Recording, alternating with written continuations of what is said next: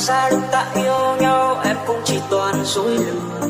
Và rồi em coi anh như một kẻ thua, anh chẳng thể ngờ được đâu khi tất cả những gì em giấu trao hết cho em ngọt ngào, rồi nhận lại chỉ toàn niềm đau. Nước mắt không vơi được đâu khi tình yêu đang phai màu, đành nhìn em đến với người xấu.